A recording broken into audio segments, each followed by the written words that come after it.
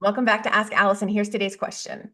I have a networking event coming up and I am absolutely dreading it. I feel so out of my element, but know that networking is an important part of building my practice. Do you have any advice for how to make a networking event something to look forward to? Hi, I'm Allison. Here we are at Ask Allison. Before I answer this question, which I definitely want to answer because I want you to be comfortable, I first want to thank TherapyNotes for sponsoring Ask Allison. I have talked about their features for years. I know them by heart. But what I want you to really know is that they genuinely care about your experience. It is not just about troubleshooting. They actively implement user-suggested features like therapy search, secure messaging, clinical outcome tracking, real-time insurance checks, and a really super smooth, super bill process. Everybody at TherapyNotes believes in the product and they want you to love it too. And they're independently owned, which means no venture capital and no pressure to prioritize investors over customers. This independence allows them to keep their prices fair, to focus on innovation, and to prioritize customer experience. With over 100,000 therapists already on board, they are proving that you do not have to compromise success for quality. If you are ready to see for yourself, try Therapy Notes free for 2 months with the code ABUNDANT at therapynotes.com. Okay, so first, let's get really real.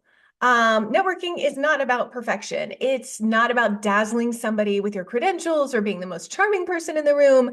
You just need to show up as you. That is it. And I'm going to explain why. So I went to this really fancy dinner hosted by an eating disorder treatment center back in the day. Free food, free wine, the works. I was seated across from this therapist who was not an eating disorder therapist. She scoffed at the idea of insurance covering eating disorder treatment. She criticized the host for not having a PowerPoint. She generally made like the whole entire table uncomfortable. And it's safe to say that none of us were rushing to send her referrals. So my takeaway for you with this story is that you do not need to be perfect. You just need to avoid being that person. Um, let's talk about how you can do networking well. Here are the basics. And like the good news is you're good at all of these. Number one, I want you to be curious. I want you to ask about the other person, their life, their work, whatever they're willing to share. I don't want you to feel like you have to stay focused on work conversation the entire time you're networking. Usually that makes for a pretty boring experience and you don't actually get to know one another that well. So ask real questions about their real life, not just their work life. Number two is to be real. I want you to skip that therapist voice. You are a person. You are not a walking billboard. You do not have to sell yourself when you are networking. Selling yourself when you're networking is going to be skeezy and it is not going to get you the referrals.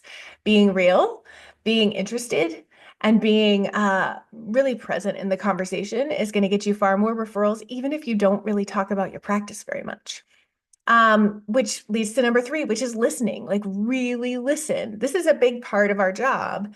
And if you are a poor listener when you are talking to somebody and you're networking, they're going to think you're going to be a poor listener as a therapist as well. So people are going to pick up on how you're holding space for them, and that's going to speak volumes about your skills as a therapist. Don't open the conversation about your ideal client. Like, don't just be like, "Hi, I'm Allison. I'd really love to work," blah, blah, blah. Don't do that. Like, start with them, ask about them. And also, don't put out this desperation about not having enough clients. This is something that I see people do, um, sometimes consciously, sometimes not consciously. And it's a turnoff. Nobody likes desperation, right? We want to help one another, but we don't want to put a therapy client into the arms of a desperate therapist. So think about how you're presenting yourself. If you are feeling desperate, like that's fair. We've all been there. But I want you to like take some time before your networking event, really ground yourself into what you know is possible, what you're going to get to eventually. I want you to be in that abundance mindset, not in the scarcity mindset when you're talking to people about what you do.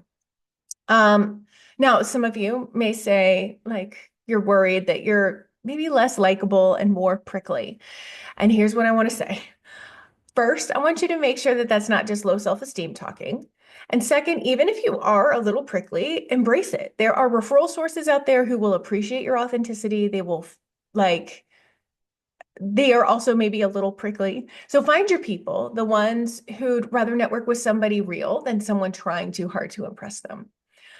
Ultimately, networking is about building relationships. It's not just talking business and trying to get business, people refer to those they know, like, and trust. So focus on that connection first. And if you're nervous, start small, ask questions, listen. You don't have to talk about yourself a ton. You can wait the whole time to talk about yourself until they're asking you questions about yourself. You don't need to interject about you at all. If you want more tips, I've got you covered. You can DM me the word sheets to get this week's worksheet, How to Not Hate Networking. It also links to all the previous ones in the series. We also have an entire course on networking in the Abundance Party, which if you send me the DM party, I will send you a link to. Yeah, I hope you have a really great week. You've got this with networking. It is not as bad or scary or skeezy as you were imagining it to be. It is literally just you connecting with somebody who may be a new friend. All right. Have a great week. I'll talk to you later.